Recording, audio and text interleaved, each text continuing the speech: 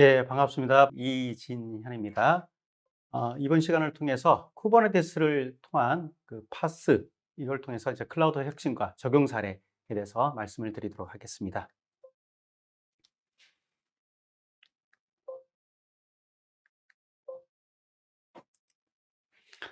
먼저 크게 두 가지 주제로 제가 말씀을 드리도록 하겠습니다. 이 컨테이너와 쿠버네티스에 대해서 먼저 제가 말씀을 드리고요. 그리고 이 쿠버네티스를 적용한 활용 사례, 세 가지 케이스에 대해서 어떻게 적용 가능하고, 적용한 케이스는 구체적으로 어떤 곳이 있는지, 여기에 대해서 제가 말씀을 드리도록 하겠습니다.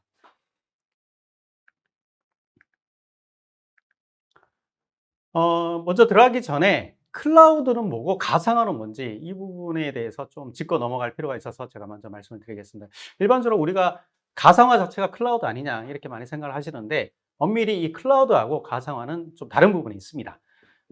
가상화는 하나의 기술입니다. 즉 물리적인 자원을 가상으로 추상을 해서 효율적으로 자원 관리를 하고 인프라에 대해서 TCO를 절감하기 위한 기술, 이게 바로 이제 가상화 기술이고요. 클라우드는 이 가상화 기술을 활용을 해서 셀프 서비스 방식으로 자동화된 방식으로 내가 필요할 때 자원을 할당해주는 어떤 환경, 이것이 바로 클라우드입니다. 즉 가상화 기술을 가지고 어떤 클라우드 서비스를 하는 것이지, 가상화 자체가 바로 이제 클라우드는 아닙니다.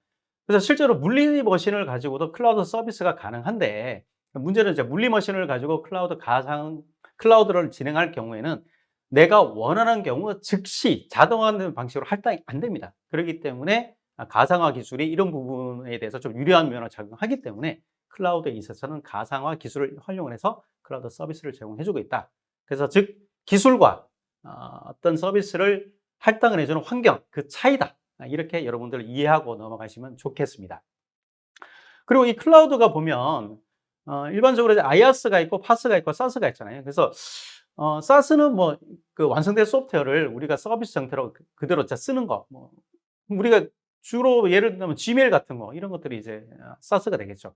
아, 그래서 IaaS가 그동안 클라우드의 어떤 특히 기업용 클라우드 시장을 대부분 다 지배를 해왔었는데, 요즘 이제 파스라는 게 많이 뜨고 있는데, 실제적으로 IaaS가 뭐고 파스가 뭔지에 대해서 좀 이제 혼동이 오시는 분들이 이제 굉장히 많으세요. 그래서 이 부분을 간단하게 말씀을 드리면, IaaS의 주 목적은 서버, 스토리지, 네트워크와 같은 이 인프라 자원들, 이걸 이제 우리가 일본 주로 인프라 자원이라고 그러거든요. 이 인프라 자원을 빠르게 배치하고 할당해 주는데 큰 목적을 가지고 있는 반면에, 파스는 이렇게 할당이 된 인프라 위에 소프트웨어를 올려서 서비스를 제공을 우리가 받아야 되잖아요. 그죠? 그래서 어떤 서비스와 애플리케이션을 빠르게 재배치해 줄 수 있는 어떤 플랫폼, 이게 바로 이제 파스입니다. 그래서 일반적으로 이제 인프라 위에 소프트웨어를 구성하는데, 지금까지는 그 소프트웨어에 대한 구성과 그 배포, 할당 이런 것들을 다 수작업으로 해왔었거든요. 근데 이제 뭐 이렇게 하다 보니까 생산성이 좀 많이 낮아지고 민첩성에 대해서 어느 정도 충족이 안 되는 거죠. 그래서 요즘 이제 비즈니스가 굉장히 빨리 변화가 되고 있기 때문에 애플리케이션까지도 빠른 할당 개념으로 바꿀 필요가 있다. 이렇게 해서 나온 개념이 바로 파스입니다. 그래서 자동으로 할당해 줄 수 있는 영역이, IaaS는 하드웨어와 가상 엔진까지 자동 할당 가능하고, 그 위에 이제 OS를 구성하고 미들웨어, 데이터베이스 프레임워크, 개발 런타임 같은 거를 전부 다 수작업으로 올려야 되는 반면에, 파스는 시스템 소프트웨어와 프레임워크까지 자동화된 방식으로 할당이 가능합니다. 그리고 그 위에 유저가 개발한 런타임만 올려주면 되는 이런 구조가 바로 파스입니다. 그래서 이 자동화되는 그 영역이나 생산성 면에서는 파스가 훨씬 더 IaaS보다 생산성이 월등히 뛰어나다, 이렇게 볼 수가 있고, 이런 것 때문에 요즘 이제 민첩성이 더욱더 요구되는 응용 프로그램이나 어떤 환경에서는 파스가 각광을 받고 있습니다. 자, 그러면 IaaS는 이제 버추얼 머신까지 만들어서 할당이 가능한데, 파스는 애플리케이션 영역까지 만들어서 할당을, 그것도 자동으로 해줘야 되잖아요. 이제 그렇게 되면 그 어떤 플랫폼으로 가져가는 게, 특히 가상화 엔진에서 어떤 플랫폼으로 가져가는 게 더 유리하냐, 아마 이런 의구심이 나올 겁니다. 그 과거에는 초창기 파스는 바로 이제 버추얼 머신에 애플리케이션까지 얹어서 할당해주는 개념으로 시작이 됐었어요. 근데 여기서 이제 그 좀 몇 가지 이슈들이 발생을 하게 되었습니다. 그래서 우리가 이런 생각, 예를 한번 들어볼게요. 그러니까 파스는 아까 제가 뭐 반복적으로 드립니다만은 시스템 소프트웨어 레이어까지 샌드박스로 이미지를 만들어서 제공을 해줘야 돼요. 그래서 예를 한번 들어볼게요. 세 가지의 소프트웨어가 존재를 합니다. 그리고 OS도 세 가지가 존재합니다. 그래서 뭐 예를 들어서 센터OS, 우분투, 리눅스, 뭐 레드헬 리눅스 이렇게 한번 지칭을 한번 해볼게요. 그리고 뭐 미들웨어도 있고 데이터베이스도 있고 이런 소프트웨어들, 그러니까 이런 것들 조합해서 내가 샌드박스를 만드는 거죠. 자, 그러면 여기서 몇 가지 조합으로 샌드박스가 나올까요?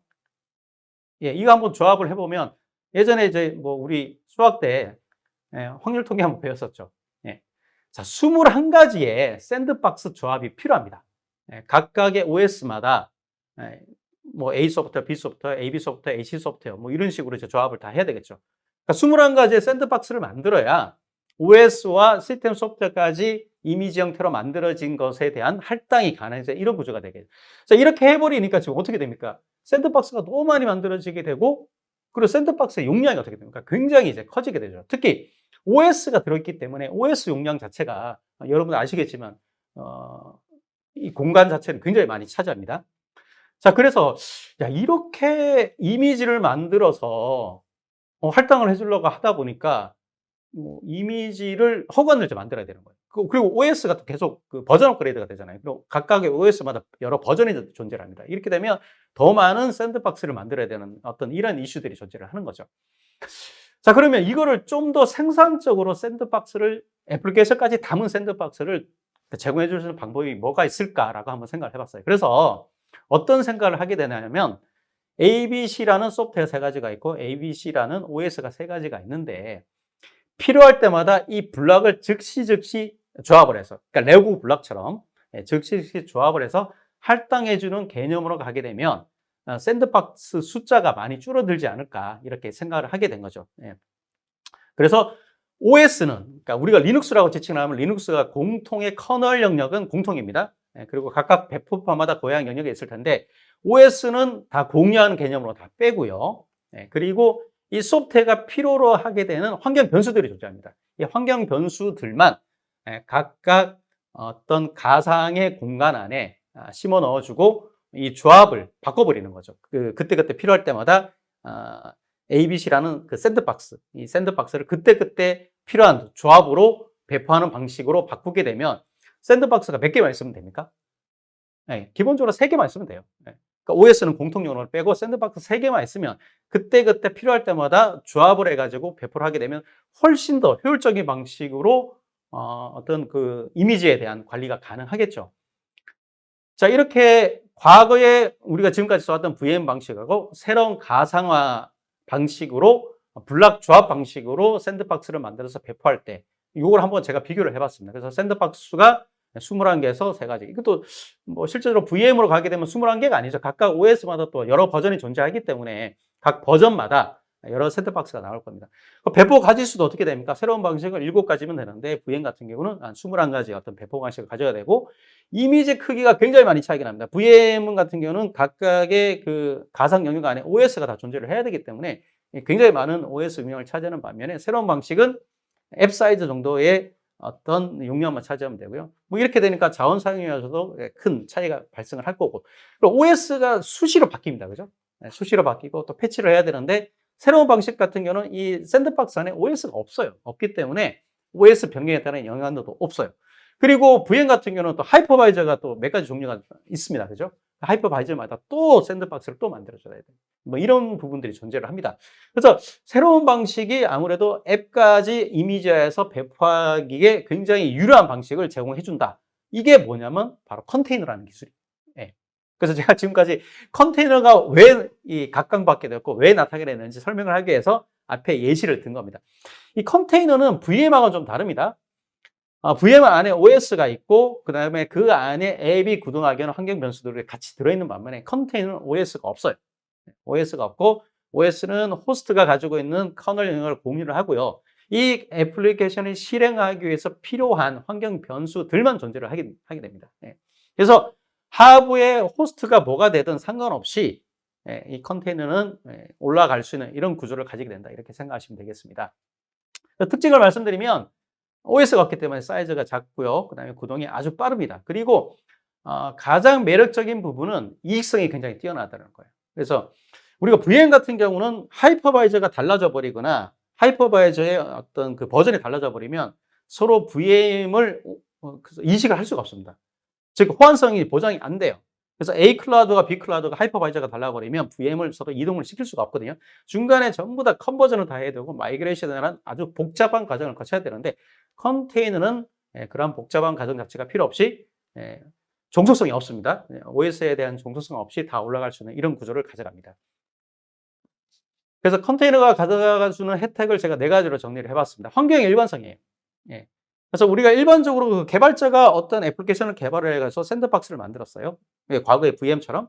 근데 얘를 운영 머신으로 이관을 하는데 운영 머신에 어떤 하이퍼바이저가 없거나 하이퍼바이저 종류가 달라버리면 그쪽으로 이관을 못하죠. 환경 일관성에서 미배가 되는 이런 일들이 발생을 합니다.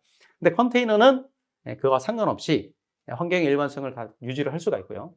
그리고 개발자 생산성이 이것 때문에 굉장히 증가하게 됩니다. 여러분 한번 생각해 보시죠. 어떤 애플리케이션을 우리가 개발을 했는데 우분투 기반으로 개발을 했어요. 근데 운영하게 가보니까 우분투 리눅스가 깔려있지 않고 센터OS나 수세 리눅스나 뭐 페더럴 리눅스 이런 것들이 깔려 있는 거죠. 그러면 그 앱을 올릴 수가 없습니다. 우분투가 없기 때문에. 네. 근데 이 앱을 컨테이너로 만드는 거예요. 아예 컨테이너로 만들어서 그 컨테이너 안에 애플리케이션이 실행할 수 있는 우분투 환경을 다 집어넣는 거죠. 그러면 그 컨테이너는 호스트가 센터OS가 깔려있던 뭐 레딧 리눅스가 깔려있던 뭐 페도럴 리눅스가 깔려있던 상관없이 전부 다 올라갈 수가 있습니다. 즉 다른 OS 버전에 대해서 개발자가 더 이상 컨버전 할 필요가 없어요. 그리고 우리가 환경이 다른 걸로 인해서 여러 가지 이슈들이 발생하고 그 이슈들이 개발자는 올라가고 또 개발자들은 거기서 버그 픽스를 해야 되잖아요. 근데 컨테이너로 우리가 애플리케이션을 다 개발을 해버리게 되면 그러한 환경 차이로 인한 여러 가지 버그나 이슈들이 발생 안 합니다. 그렇기 때문에 개발, 운영 생산성이 굉장히 높아진다는 거. 그리고 이제 운영 면에서도 보면은 컨테이너는 OS가 없는 걸로 인해서 효율적인 운영이 가능합니다. 일단 부팅 시간이 빠르고 그리고 OS가 들어있게 돼버리면 OS가 아무 짓도 안 해도 얘가 일반적으로 메모리를 이익하는 점유를 하고 가져갑니다. 이러기 때문에 상당히 자원에 대한 낭비가 심한데 이런 면에서도 컨테이너는 굉장히 자유롭다는 거. 그리고 우리가 요즘 제가 일단 그 사례에 대한 소개도 할 텐데요. 요즘 멀티 하이브리드 클라우드 얘기가 굉장히 많이 나옵니다. 하이브리드 클라우드에서 중요한 부분이 어떤 것들이 존재를 하냐면요. A라는 클라우드, B라는 클라우드가 있으면 이게 서로 VM이나 가상 환경들이 서로 왔다 갔다 할 수 있는 이동성과 호환성이 이제 보장이 돼야 됩니다. 근데 이게 VM 같은 경우는 하이퍼바이저가 달라버리면 호환성 보장이 안 되거든요. 근데 컨테이너는 하이퍼바이저가 다르더라도 환경의 어떤 OS 종류가 다르더라도 서로 관계없이 모빌리티가 보장이 되고요. 그래서 호환성이 다 보장이 됩니다. 그래서 하이브리드 클라우드 상에서는 컨테이너가 뭐 이런 것 때문에 더욱더 각광을 받고 있습니다. 자, 그래서 제가 이 베어메탈에서 애플리케이션을 운영했을 때, 가상 서버에서 애플리케이션을 운영했을 때, 컨테이너에서 애플리케이션을 운영했을 때를 한번 비교표를 만들어 봤습니다. 그래서 컨테이너가 전반적으로 성능 면에서나 그다음에 앱 간의 어떤 이동성 면에서, 그다음에 클라우드 플랫폼 간의 어떤 이동성 면에서 굉장히 월등한 이점을 제공해 줍니다. 이런 것 때문에 요즘 뭐로 나든 애플리케이션들, 현대적으로 많이 쓰고 있는 AI나 머신러닝이나 이런 애플리케이션들, 블록체인도 마찬가지죠. 이런 것들이 죄다 컨테이너 형태로 양산되는 이유가 바로 이런 효율성과 생산성이 뛰어나기 때문입니다. 그래서 요 표에 대해서는 제가 상세하게 말씀을 안 드리고요. 나중에 자료 배포를 하게 되면 여러분들 한번 읽어보시길 바라겠습니다. 자, 그러면 이 컨테이너가 뭐 이렇게 이제 배포가 되게 되면 사이즈가 작고 VM보다 훨씬 더 효율적이기 때문에 VM보다 훨씬 더 많은 컨테이너가 양산이 됩니다. 그리고 실제적으로 컨테이너를 우리가 수작업으로 유지 관리하기가 쉽지가 않아요. 그래서 이 컨테이너를 오케스트레이션, 우리가 이제 오케스트레이션 그러면 좀 굉장히 고상한 언어로 들리는데 이 컨테이너를 관리하는 툴이라고 보시면 되겠습니다. 그래서 이 컨테이너를 관리하는 툴을 우리가 오케스트레이션 툴이라고 그러고요. 얘가 과거에는 여러 가지가 존재를 했었습니다. 뭐 클라우드 파운드리, 메소스, 그리고 도커 스왑 뭐 이런 것들이 존재를 했었는데 지금은 업계 사실상 표준이 거의 쿠버네티스로 다 정해졌다고 여러분 생각하시면 되겠습니다. 그래서 99%가 거의 다 쿠버네티스로 생각하시면 되고요. 이 쿠버네티스를 통해서 컨테이너에 대해서 자동화된 방식으로 관리를 하는 이런 솔루션을 제공을 하고 있습니다. 그리고 여기에 다양한 한 40에서 80여 종류의 에코 솔루션들이 집합체를 이뤄서 하나의 파스 플랫폼을 뿌려나가고 있는 게 현재 IT의 어떤 유행이라고 보시면 되겠습니다. 그래서 컨테이너가 쿠버네티스 없이 관리되면 어떻게 되느냐, 이거를 제가 굉장히 쉽게 한번 표현을 해봤습니다. 그래서 쿠버네티스가 없이 컨테이너를 관리하게 됐을 때, 왼쪽의 그림처럼, 저렇게 큰 재앙이 난다는 거. 그리고 컨테이너를 쿠버네티스로 관리하게 됐을 때는 아주 효율적으로, 체계적으로 이 컨테이너 관리가 된다는 거. 이런 것들을 여러분들, 그래서 요 표를 그림을 보시고서 한번 쉽게 이해하시기를 바라겠습니다. 네. 그러면은 컨테이너와 쿠버네티스 기반으로 파스를 구성하게 됐을 때 일반적인 구성이 어떻게 되는지 그 아키텍처 그림을 제가 그려봤습니다. 그래서 일단 마스터 노드라는 게 존재를 하고요. 이 마스터 노드가 전체적인 매니지먼트 역할을 하게 됩니다. 그리고 이 쿠버네티스를 중심으로 여러 에코 솔루션들이 붙게 돼요. 그래서 계정 통합을 위한 싱글 사인온, 그리고 빌드에서 배포 자동화를 위한 CI/CD, 그리고 애플리케이션 로그를 저장하고 분석을 하기 위한 로깅 환경, 그리고 애플리케이션에 대해서 전반적으로 모니터링을 하기 위한 트레이싱과 어떤 모니터링 툴, 일반적으로 이제 모니터링 툴로 프로메테스를 많이 쓰고 있습니다. 그리고 컨테이너를 저장하기 위한 그 공간, 레지스트리, 이런 요소들이 바로 이제 인프라적인 요소가 되고요. 이 인프라적인 요소는 별도의 서버에 구축을 하셔도 되고, 아니면 하부에 애플리케이션에 올라가는 것을 우리가 워크노드라 그럽니다. 그래서 이 워크노드는 파드라고 불리는 컨테이너로 구동이 되는 이런 방식이고요. 이 워크노드의 인프라 노드에 있는 요소들의 분산 배치도 가능합니다. 그래서 인프라 노드를 위해서 별도의 서버를 구성 안 하셔도 돼요. 그리고 이 워크노드는 실제 애플리케이션이 구동되는 것을 바로 워크노드고요. 바로 파드라는 컨테이너 안에 애플리케이션이 쌓여서 파드가 구동되는 형태로 바뀐다. 이렇게 구동된다. 이렇게 이해하시면 되겠습니다. 자, 그러면 이런 쿠버네티스와 컨테이너 기반의 파스가 활용된 사례, 그리고 어떻게 우리가 활용 가능한지 한번 알아보도록 하겠습니다.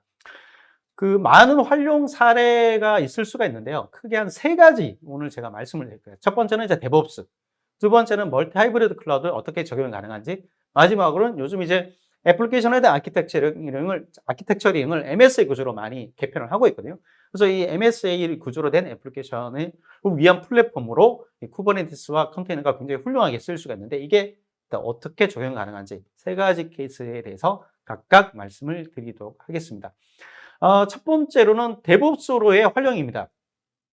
요즘 이 데브옵스가 코로나 때문에 굉장히 많이 각광을 받게 됐습니다. 이 코로나로 인해서 우리가 비대면으로 이제 개발을 해야 되고 비대면으로 서비스를 빌드하고 배포를 해야 되는 환경이 됐어요.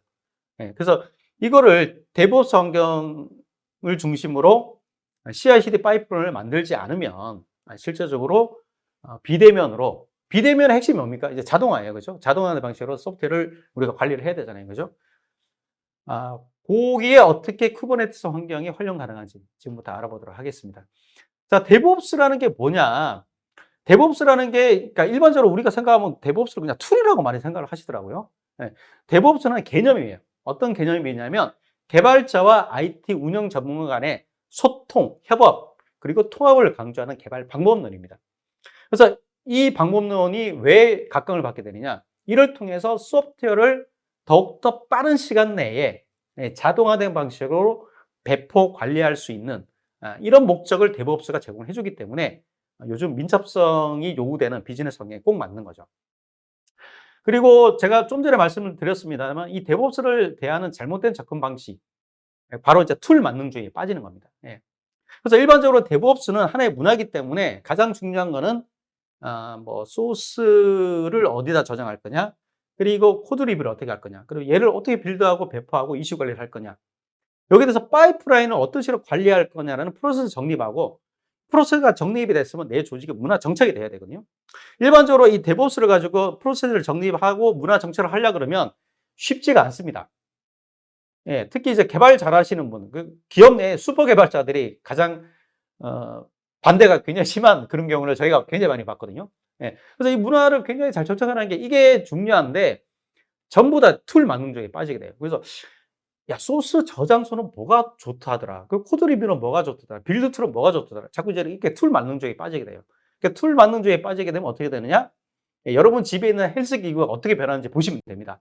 대부분 다 빨래 거리로 현재 다 바뀌고 있죠. 그죠? 빨래놀이로 변하는 헬스 기구가 된다는 거 여러분들 생각하시고요. 가장 중요한 거는 이렇게 프로세스를 정립하고 정착하는 게 가장 중요합니다. 지금 보이는 이 프로세스는 저희가 한 11년 전에 저희 회사 내에 데브옵스 문화를 정착하기 위해서 만든 프로세스예요. 네. 그리고 이 프로세스를요, 저희 회사 내에서 문화적으로 정착하는데 저희 한 2년 이상 걸렸습니다. 네. 그러니까 초기에는 이 문화를 받아들이기가 쉽지가 않았어요. 예. 과거 방식으로 내가 개발하는 게 훨씬 더 생산성이 높다고 생각했고, 몇 명들이 이제 좀 반대를 했던 그런 면들이 있었거든요. 네.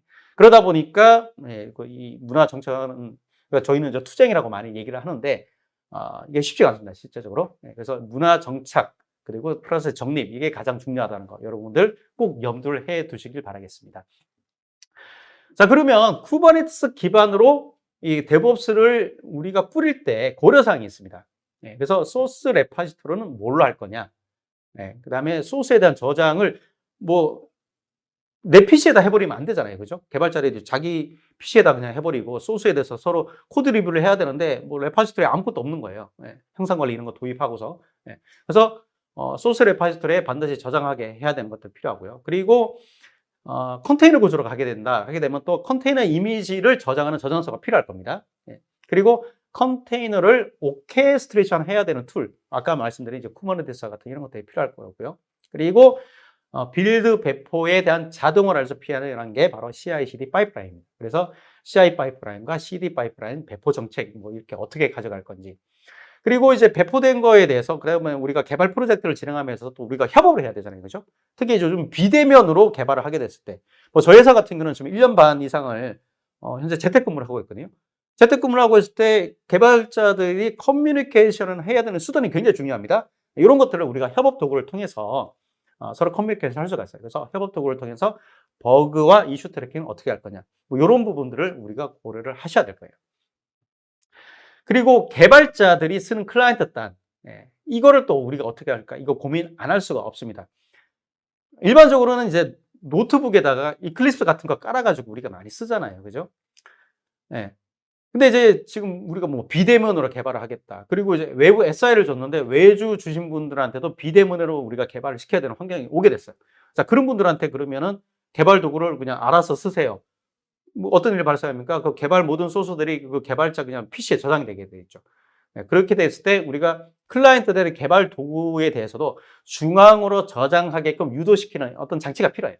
그래서 일반적으로는 이제 웹 아이디를 통해서 개발을 하게 하든가 아니면 VDR을 할당을 해줘서 개발을 하게 하든가. 네, 그래서 두 가지 방식을 여러분들 고려하셔야 됩니다. 네. 그래서 이 두 가지 방식의 장단점이 있는데 그 장단점에 대한 부분은 제가 뭐 이렇게 도표를 한번 정리를 해봤습니다. 네. 그래서 과거에는 좀 우리가 VDI를 제공해줘서 거기서 개발 툴을 돌리게끔 많이 했었는데 요즘은 이제 웹 아이디가 좀 많이 각광을 받고 있습니다.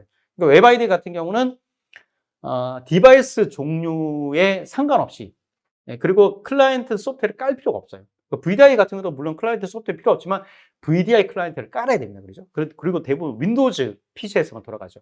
예, 근데 뭐 나는 애플에서도 돌리고 싶은데 뭐 이런 경우 웹 아이디가 좀 더 유리할 수도 있습니다. 그래서 이거는 뭐 회사의 정책이나 취향에 따라 뭐 이렇게 고를 수가 있다. 뭐 이렇게 생각이 됩니다. 네. 자, 이렇게 다 구비를 하게 되면 어떤 이제 쿠버네티스 기반으로 데브옵스 환경을 꾸릴 때 이제 물리 서버 환경이 좀 나아져야 되겠죠. 네. 그래서 마스터 노드가 필요하고 마스터 노드는 일반적으로 하나만 있으면 됩니다. 하나만 있으면 되지만 고가형 마스터가 죽어버리면, 예, 일반적으로 이제 좀 서비스에 영향을 끼치거든요. 그래서 마스터 노드에 대해서 어떤 고가형 구성을 하기 위해서는 3중화, 5중화 이렇게 가게 됩니다. 그래서 마스터 노드 3개, 그리고 워크 노드가 또 이제 필요할 거고요. 예, 개발은 애플리케이션을 배포하고 테스트하기 위해서 워크 노드가 필요할 겁니다. 예, 그리고 인프라 노드는 아까 뭐 여러 가지 로깅, CI/CD 뭐 이런 것들을 위해서 에코 솔루션들을 올리기 위해서 인프라 노드가 필요할 거고요. 여기도 마찬가지로 고가형 구성을 위해서는 이제 2대 이상 이렇게 필요합니다. 그리고 형상 관리. 예, 형상 관리는 뭐 Git, SVN 여러 가지 형상 관리들이 존재를 하겠죠. 그리고 이 형상 관리가 만약 인터넷 연결이 돼 있으면 외부에 GitHub를 쓰셔도 돼요. 예, 굳이 내부의 형상 관리 서버를 반드시 이렇게 구축할 필요는 없습니다. 예. 자, 이러한 어떤 요소들로 뭐 VM으로 됐든 아니면 물리머신을 가지고서 데브옵스 환경을 구축을 해줄 수가 있습니다. 그리고 이렇게 구축을 하게 되면 가장 중요한 거가 CI/CD 파이프라인을 만드는 거예요. 그래서 이 CI/CD 파이프라인을 만들어서 빌드, 배포 모든 과정을 다 자동으로 해줘야 됩니다. 그리고 중간에 정적 테스트 어떤 뭐 이런 프로세스를 또 집어넣을 수가 있겠죠. 그래서 형상 관리에서 가져와서 코드 인스펙션을 한번 돌려보는 거죠. 그래서 불량 코드가 있는지, 실격 코딩을 준수했는지 뭐 이런 것들을 찾아내고 통과된 거에 대해서 승인받고 빌드하고, 빌드도 뭐 어떤 방식으로 할 거냐, 뭐 여러분들이 뭐 나중에 고민을 하셔야 될 겁니다. 뭐 메이븐 빌드를 하겠다. 근데 메이븐 빌드를 했는데 레파지토리가 외부에 있잖아요, 그죠? 그래서 뭐 외부에 레파지토리가 있는데 그러면 인터넷에 연결해야 되는데 인터넷 연결 안 되는 경우는 패스망을 여러분들 꾸려셔야 되는 이런 환경. 그럼 내부 레파지토리, 그 라이브러리에 대한 레파지토리를 구축하셔야 돼요. 그래서 넥서스 서버를 뭐 둘 거냐 말 거냐 이런 것도 고민하셔야 될 거고요. 그리고 빌드가 끝났다. 그러면 이제 컨테이너 이미지로 만들어 줄 거예요. 그죠? 컨테이너 이미지로 만들고 이 만들어진 컨테이너 이미지가 실제적으로 보안 이슈가 없는지 또 테스트 한번 돌려야 되겠죠. 그래서 코드 인스펙션 말고 컨테이너 이미지에 대해서 또 스캐닝하는 또 여러 가지 툴들이 있습니다. 그 툴을 통해서 보안에 대한 적합성이 있는지, 보안 위배가 된 어떤 요소들이 있는지, 뭐 이런 컨테이너 이미지에 대한 스캐닝 한번 돌리고, 그러니까 멀쩡한 컨테이너에 대해서 승인받고 서버 쪽으로 자동으로 배포하는 이런 이제 파이프라인을 설계하고 여기에 대해서 만드시고, 이렇게 되게 되면 쿠버네티스 기반의 데보스 환경을 굉장히 용이하게 꾸릴 수가 있어요. 제가 말은 쉽게 하는데 실제적으로 이제 여러분들 해보시면 내부의 어떤 그 서로 의견 충돌 이런 것 때문에 상당히 많은 시간이 걸립니다. 요거 적용 사례 한번 들어보도록 할게요. 여기는 국내 최대 콜센터입니다. 우리나라 가장 큰 콜센터예요. 그래서 그 일반적으로 여러분들이 뭐 카드사나 은행사 이렇게 전화하면 그 직원들이 전화 받는 게 아니고 여기 콜센터 분들이 다 전화 받으신 거예요. 그래서 여기가 대부분의 국내 은행, 금융기관, 뭐 카드사, 여기랑 그 계약이 되는데 한 180개 업체하고 뭐 계약이 돼 있는 걸로 저희가 이제 알고 있습니다. 그래서 여기 같은 경우는 이제 앱을 하나 개발을 해요. 앱을 하나 개발을 한 다음에 그 각각의 고객사 쪽 랜딩 페이지 쪽으로 이제 배포를 해야 되는데 180개 고객사다 보니까 같은 앱인데 다른 환경으로 180개의 앱 그 고객사 쪽으로 다 배포를 해야 돼요. 그러면 환경을 다 수정 일일이 해가면서 다 배포를 해야 되는 이런 어려움이 존재를 했었는데 이거를 이제 쿠버네티스 기반의 데보스 환경으로 다 자동화된 CI/CD 파이프라인을 만들었습니다. 그래서 자동으로 각각 다른 환경의 어떤 랜딩 페이지 쪽으로 배포가 되는 이런 혁신을 좀 이뤄왔습니다. 그래서 그 배포 주기가 굉장히 짧아졌고요. 그리고 배포 시간에 대해서 아주 거의 한 10배 이상 절약을 하게 된 어떤 혁신을 가져다 줬습니다. 그리고 여기는 이제 그 국내에 쿠버네티스 기반의 데브옵스를 구축했던 그 그룹사의 어떤 예시입니다. 그래서 물리 환경으로 했을 때, 가상 환경으로 했을 때, 컨테이너 환경으로 가져갔을 때, 물론 이제 쿠버네티스 기반의 컨테이너 환경이에요. 자, 이렇게 했었을 때 전반적으로 개발 생산성이 얼마나 좋아지게 되는지 이거를 이제 실제로 도표로 한번 나타낸 겁니다. 그래서 여기 검정 글씨로 되어 있는 거는 물리가 됐던 가상이 됐던 컨테이너가 됐던 다 공통적으로 적용되는 요소예요. 그래서 뭐 개발 계획 수립한 거나 예산 산정하거나 코드 개발한 거는 뭐 컨테이너가 됐든 가상화가 됐든 물리 환경이 다 똑같은 시간이 이제 부여가 됩니다. 그래서 얘를 다 빼고 공통 요소를 배제하고 나서 얼만큼 생산성이 향상됐나 봤더니 물리 환경 대비 컨테이너로 가게 됐을 때 한 2.5배 이상 생산성이 좋아졌고요. 그리고 가상화 환경 대비 뭐 어떻게 얼마나 많이 좋았냐 봤더니만 65%가 생산성이 좋아진 이런 결과치를 나타냈습니다. 그래서 여러분들도 회사 내에 데브옵스를 내가 생각을 한다 이렇게 하게 됐을 때 이제 쿠버네티스 기반으로 여러분들이 데브옵스 환경을 뿌리는 것 저희가 적극적으로 추천을 드립니다. 자, 그리고 두 번째 유저 케이스는 멀티 하이브리드 클라우드의 쿠버네티스 환경이 적용된 사례에 대해서 말씀을 드리도록 하겠습니다. 일반적으로 우리가 이제 클라우드로 가게 되면 내가 퍼블릭을 해야 되냐, 뭐 프라이빗을 해야 되냐 고민이 굉장히 많으신데 이게 나름 장단점이 있습니다. 그래서 퍼블릭 클라우드 같은 경우는 장점이 뭡니까? 있을 게 다 있어요. 내가 할 게 아무것도 없어요. 그러니까 나는 계정만 가지고 있으면 돼요. 근데 좀 단점이 있죠. 내 마음대로 안 됩니다. 그리고 저희가 봤을 때는 락인이 됩니다. 이게 한번 써버리니까 데이터가 무진장 쌓이잖아요. 이거 못 빠져나와요. 그러니까 저희가 지금 현재 개발 환경 자체가 저희는 현재 사스 형태로 현재 쓰고 있거든요.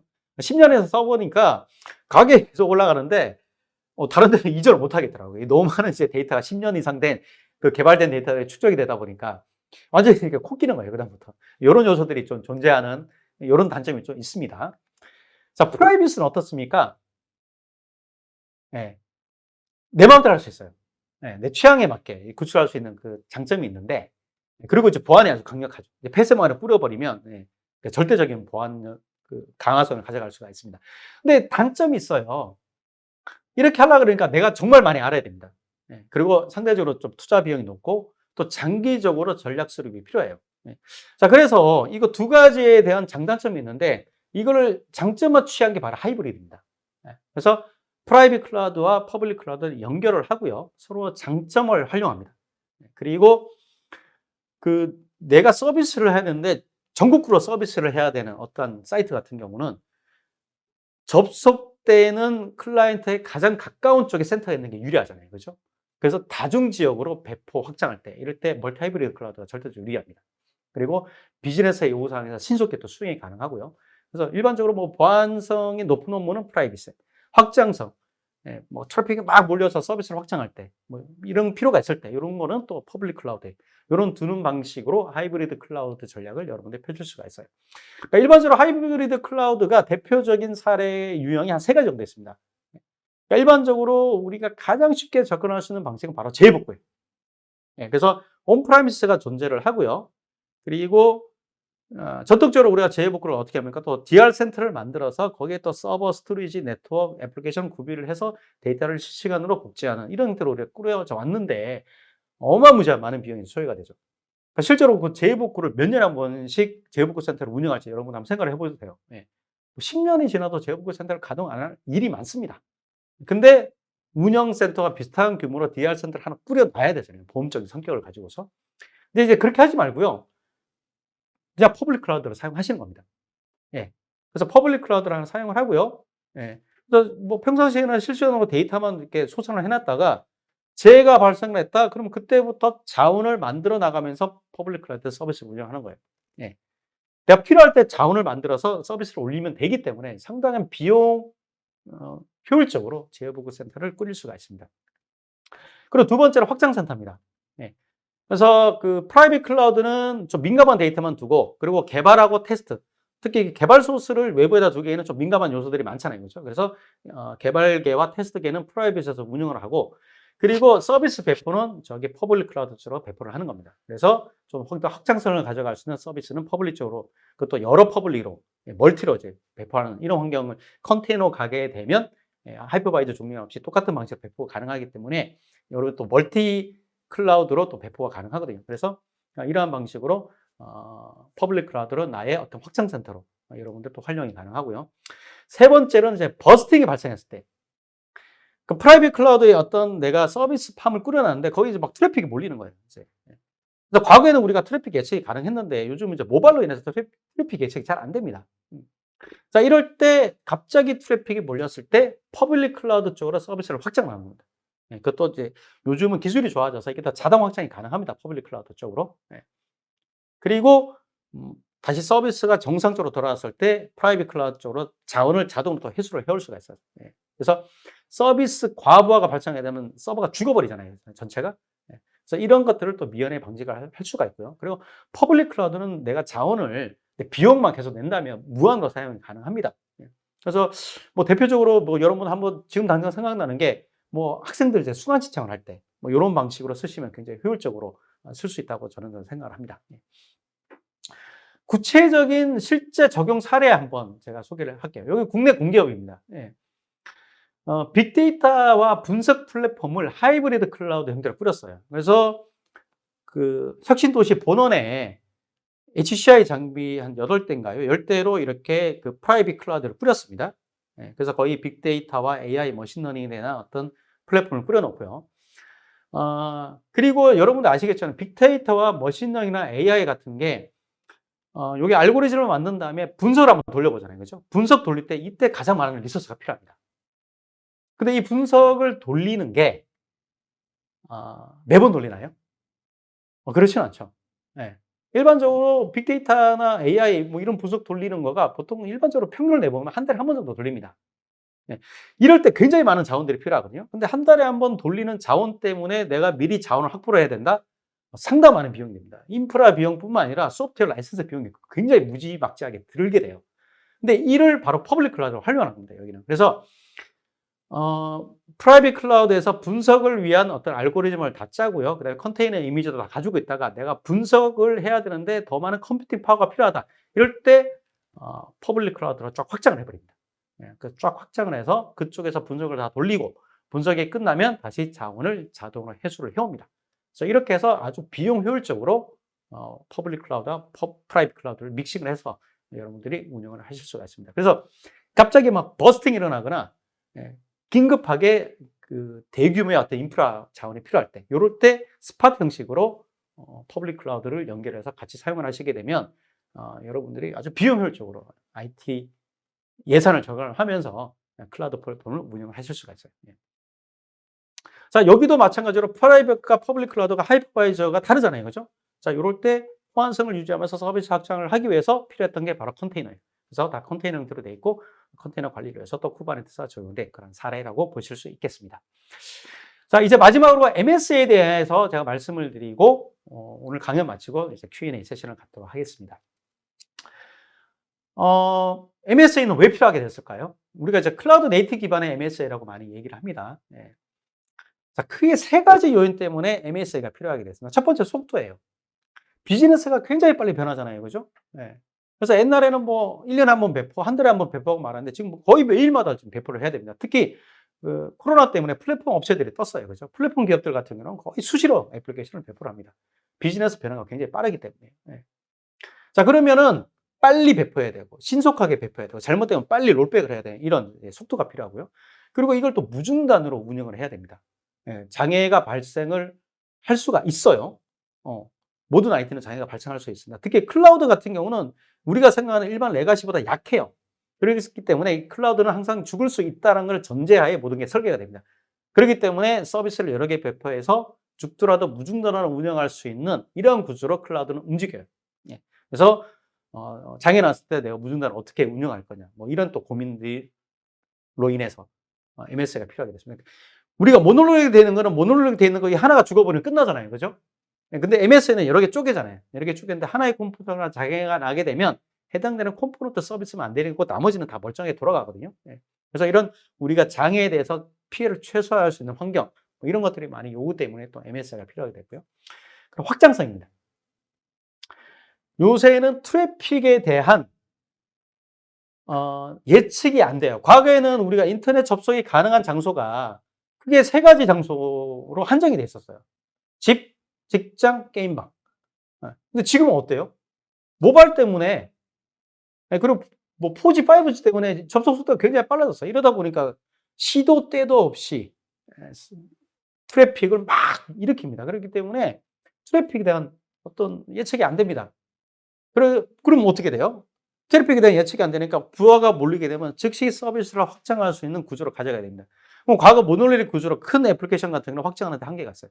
근데 이걸 잘게 쪼개게 되면 서비스가 트래픽이 몰리는 일부 서비스만 내가 신속하게 빨리 확장이 가능하거든요. 그리고 이걸 또 멀티 하이브리드 클라우드로 연결해서 확장을 하게 되면 무한으로 어떤 확장할 수 있는 이런 환경을 가져갈 수가 있어요. 자, 이런 것 때문에 MSA가 필요를 하게 되는 환경이 된 겁니다. 그럼 마이크로 서비스 아키텍처는 뭐냐? 하나의 큰 애플리케이션을 서비스 단위로 작게 쪼개놓고, 그 다음에 이 서비스들끼리 서로 또 통신을 해야 될 겁니다. 그죠? A가 B를 호출하고, B가 C를 호출하고, C가 A를 호출하고. 과거에는 이게 하나였잖아요. 그죠? 하나였는데 얘를 쪼갰으니까, 쪼갠 것끼리 또 호출하는 어떤 구조로 가져가야 되잖아요. 그죠? 이런 아키텍처로 바뀐 거. 그리고 데이터베이스도 옛날에 그 통합 데이터베이스였는데, 각각의 서비스에 맞게 데이터베이스를 더 분산으로 배치하는 이런 구조. 이게 바로 마이크로 서비스 아키텍처입니다. MS의 특징이 크게 한 네 가지입니다. 느슨한 결합 구조예요. 그러니까 A라는 서비스는 B라는 서비스로 또 C라는 서비스로 이렇게 분류를 했는데, 쪼개긴 했는데 A라는 서비스를 또 다른 영역에 또 쓸 수가 있어야 되잖아요. 그러면 이게 타이트하게 결합이 되면 안 되잖아요. 그렇죠? 그래서 느슨한 결합 구조로 가져가야 되고요. 그리고 각각 서비스는 느슨한 결합 구조로 가져가야지만 독립적으로 개발하고 배포를 가능합니다. 그래서 A, B, C라고 쪼갰다. 예를 들어서 그러면 A에 대해서만 내가 업그레이드가 필요하다. A에 대해서만 내가 버그 패치가 필요하다. 그러면 A에 대해서만 독립적으로 개발하고 배포를 해야 돼. 그죠? 그리고 얘네들끼리 느슨한 구조인데 지네끼리 필요할 때마다 호출을 호출해야 되잖아요. 그죠? 호출하려면 뭘로 해야 되느냐? 예, 바로 API를 통해서 호출하는 어떤 통신, 뭐 이런 것들이 또 필요하고요. 그리고 독립적으로 각각 데이터를 저장하는 뭐 이런 어, 데이터베이스를 각각 가져가야 되는 이런 거죠. 근데 이제 우리나라 같은 경우는 워낙 그 데이터베이스 통합을 많이 해서 이 부분에 대해서 많이 걸리고 있어요, 현재. 예. MSA가 장점만 있지는 않아요. 예, 단점도 존재를 합니다. 예, 그래서 장점을 본다면은 각 서비스별로 독립적으로 개발이 가능하다는 거. 뭐 독립적으로 느슨한 구조니까 배포 확장 독립적으로 가능하고요. 그리고 각각 서비스의 특성에 맞게 언어 인프라를 사용할 수가 있습니다. 그래서 A는 내가 파이썬을 쓰겠다. 또 B는 얘가 백엔이니까 나 자바 쓸래. 그리고 C는 요새 고랭이 좀 있기던데 뭐 고랭기지 쓸래. 뭐 이런 식으로 가능합니다. 예. 그리고 A가 장애났다 그래서 B, C가 중요하 그렇지는 않습니다. 영향을 끼치겠지만 전체 장애는 이어지진 않아요. 그리고 유지보수가 매우 용이하다는 이런 장점이 있어요. 단점이 있습니다. 서비스가 나눠졌잖아요. 그죠? 그러면 나눠진 서비스마다 서로 호출하는 통신 방법이 필요합니다. 예. 그리고 이 서비스 호출이 모놀릭 구조보다는 아무래도 복잡하겠죠. 그리고 서로 서비스를 호출하다 보니까 트래픽이 늘어나요. 그래서 성능 저하가 발생할 수 있습니다. 그리고 데이터도 쪼갰습니다. 데이터도 쪼갰기 때문에 데이터 중복이 발생할 수 있고 정합성 보장이 쉽지 않을 수가 있습니다. 그리고 A, B, C라고 서비스를 쪼갰기 때문에 각 서비스 단위별로 테스트하고 통합 테스트하는 정책 수립이 필요합니다. 자, 그러면 MSA로 된 애플리케이션을 K8s 기반의 쿠버네티스 환경을 꾸렸을 때 어떤 인프라를 내가 구성을 해야 될까요? 여기 아마 여러분들 가장 많은 궁금증이 있을 거예요. 그래서 이거를 제가 인프라 구성 개요들을 한번 그려와 봤습니다. 예. 그래서 기본적으로 뭐 마스터 노드, 인프라 노드 있고요. 예. 그리고 여기서 중요한 게 API 게이트웨이입니다. 쪼개진 서비스마다 API를 호출을 하면서 서로 통신을 해야 되잖아요. 그렇죠? 그럼 얘네들마다 API 서로 라우팅을 해줘야 됩니다. 이럴 때 필요한 건 바로 API 게이트웨이예요. 그리고 기존 쿠버네티스 환경에 또 서비스 메시를 구성해줘야 됩니다. 주로 API 게이트웨이는 노스 사우트 통신에 대한 뭐 이러한 어떤 제로를 위해서 필요하고 뭐 그다음에 서비스 메시는 이스트 웨스트 서비스 트래픽에 대한 제어를 위해서 필요하다 이렇게 많이 하는데 뭐 일반적인 이론적으로 그렇고요. 예. 실제적으로는 뭐 많이 요즘은 그 서로의 영역을 다 침범을 하고 있습니다. 예. 그래서 서비스 메시를 필요한 게 바로 이제 이스티오 이런 것도 필요하고 그다음에 여기에 대한 서비스에 대한 매핑이 어떻게 되어 있는지 그리고 서로 호출함에 있어서 트랜잭션은 어떻게 서로 발생되는지 필요한 어떤 트레이싱 이런 것들이 필요할 겁니다. 예. 그리고 이제 싱글 사인으로 해서 필요한 뭐 키락 뭐 이런 것들이 또 들어가야 될 거예요. 예. 그래서 이러한 요소들이 기존 쿠버네티스 환경에 추가적으로 더 필요하다는 거. 예. 요런 게 바로 MSA 인프라를 위해서 필요한 구성 요소들입니다. 예. MS 인프라를 구성을 K8S로 했었을 때 장점 크게 5가지로 제가 정리를 해봤습니다. 예. 개발 언어의 종류에 관계없이 일관된 방식으로 서비스 배포와 관리가 가능합니다. 우리가 뭐 파이썬일 때, 그리고 뭐 자바일 때, 그리고 뭐 고랭귀지일 때, 루비일 때, 우리가 이를 빌드하고 배포하는 방식이 좀 다르잖아요. 그죠? 근데 이거를 이제 K8S 기반으로 컨테이너 구조로 가게 되면 똑같은 방식으로 우리가 배포하고 관리를 할 수가 있습니다. 그리고 이기종 인프라와 클라우드 간에 서로 이동성하고 호환성이 보장이 돼요. 그래서 이런 호환성에 대한 골칫거리가 다 해결이 되고요. 필요한 서비스만 선택적으로 내가 확장을 할 수가 있습니다. 그래서 A만 부하가 걸렸다. 그러면 A만 쫙 확장을 할 수가 있어요. 그리고 개발자는 개발 기획하고 코딩만 집중하고 인프라 내가 설계를 어떻게 해야 되지? 인프라 관리를 어떻게 해야 되지? 컨테이너를 어떻게 만들어야 되지? 이거에 대해서 더 이상 고민하실 필요가 없습니다. 예. 그리고 서비스에 대한 배포와 운영은 다 CI/CD 파이프라인 이런 걸 만들어서 자동화 방식으로 관리가 가능한 이런 장점을 제공해 줄 수가 있습니다. 특히 여러분 MSA로 쪼갰다.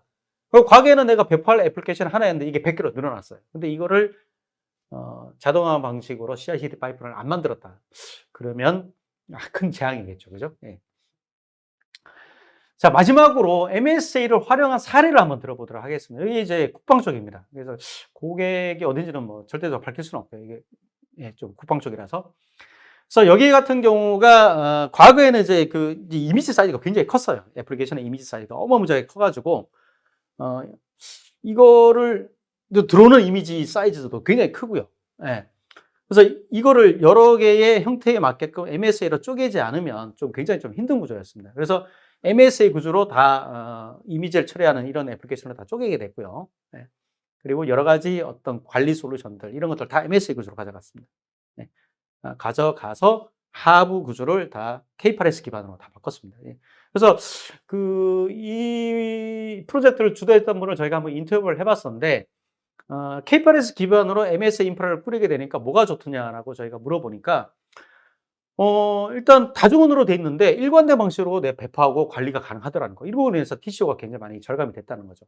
그러니까 과거에는 뭐 A 언어로 개발된 거면 거기에 맞게 내가 관리를 어떻게 할 건지, B 언어 같은 경우는 거기에 따라서 내가 관리를 어떻게 할지 일일이 다 습득을 해야 되고, 그다음에 장애 났을 때 또 처리하는 방식이 다 다르잖아요. 이제 그걸 일관된 방식으로 다 관리를 할 수 있었다는 거. 그게 이제 가장 좋더라. 뭐 이렇게 이제 말씀을 하셨던 게 좀 기억이 납니다. 그래서 개발 생산성 자체가 굉장히 높아졌다는 거.